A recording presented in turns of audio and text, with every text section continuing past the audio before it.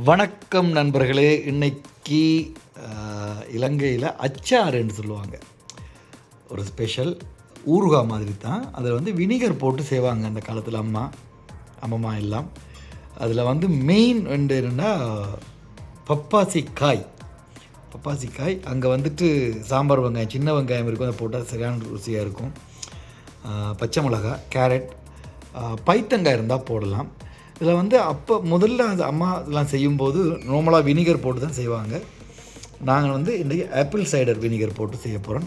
இதுக்கு தேவையான பொருட்கள் வந்து இந்த வெஜிடபிள்ஸ் நாங்கள் என்ன வெஜிடபிள்ஸ் விருப்பம்னாலும் போடலாம். பைத்தங்காய், பீன்ஸ் எதுனாலும் போடலாம். இதில் வந்துட்டு ஆச்சரியப்படுவீங்க, ரொம்ப ருசியாக இருக்கிறது வந்து இந்த பப்பாசிக்காய் தான்.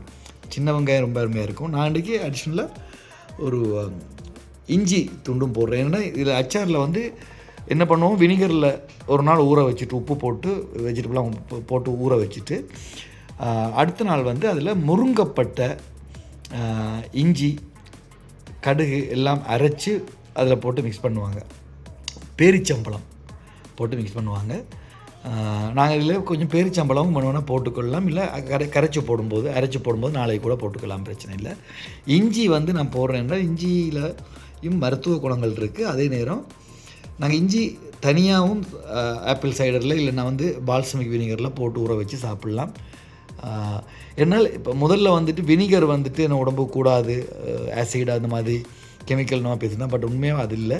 இந்த ஆப்பிள் சைடரில் இந்த பால்சமிக் வினிகர்லாம் நீங்கள் அப்படியே குடிக்கக்கூடாது. ஆனால் அதில் வந்துட்டு ஒரு டீஸ்பூன் தண்ணியில் மிக்ஸ் பண்ணி, கிளாஸில் மிக்ஸ் பண்ணி அதை டைல்யூட் பண்ணி குடித்தா அது வந்துட்டு பிளட் சுகர் லெவலை எல்லாம் மெயின்டைன் பண்ணுறது ரொம்ப உதவியாக இருக்கும். அதனால் அப்போ எல்லாம் அவங்களுக்கு தெரியாமல் கொடுத்துட்டு இருந்திருக்காங்க, நாங்களுக்கு தெரியாது. இப்போ தான் தெரியுது அதில் பற்றி.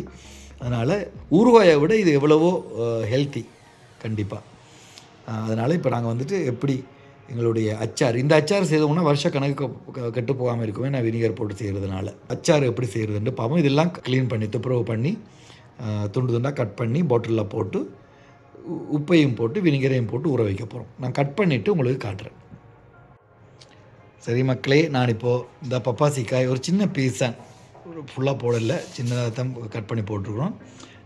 நல்ல கேரட், இஞ்சி, வெங்காயம் அதான் சொன்ன மாதிரி சின்ன வெங்காயம் ரொம்ப நல்லாயிருக்கும், சின்ன வெங்காயம் கிடைக்காது. பச்சை மிளகாயை வந்து லைட்டாக தலைப்பில் மட்டும் இப்படி கட் பண்ணிவிட்டு போட்டிருக்கேன். நான் கட் பண்ணுறதெல்லாம் உங்களுக்கு காட்டலைன்னா ரொம்ப நீளமான வீடியோவாக போயிடும்ண்டு. இப்போ இதை வந்து பாட்டில் ஒன்றில் போட்டு, இதில் பிளாஸ்டிக்கில் போட வேணாம், நான் வினிகர் போடுறதுனால பிளாஸ்டிக் யூஸ் பண்ண வேணாம், பாட்டில்லையே போடுவோம். நான் இந்த மாதிரி ஒரு ஜார் எடுத்து வச்சுருக்கேன். அது ஒரு ஜார். இதில் வந்து போட்டு உப்பையும் போட்டு மிக்ஸ் பண்ணி வச்சிடலாம். இப்போ பார்த்திங்கன்னா பாட்டிலில் போட்டிருக்கேன். ஒரு லேயராக இது பப்பாசி, கேரட், இஞ்சி, பச்சை மிளகாய், வெங்காயம் எல்லாத்தையும் போட்டுட்டு மேலே வந்து இப்போ உப்பு போட போகிறேன். உப்பு போட்டுட்டு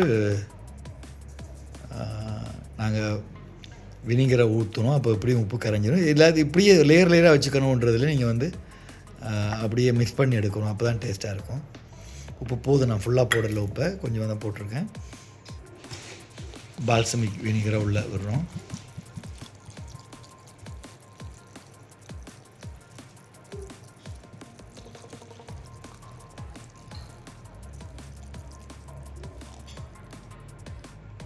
அப்போ இப்போ ஊற வச்சு ஒரு 1 hour விட்டுருக்கோம்.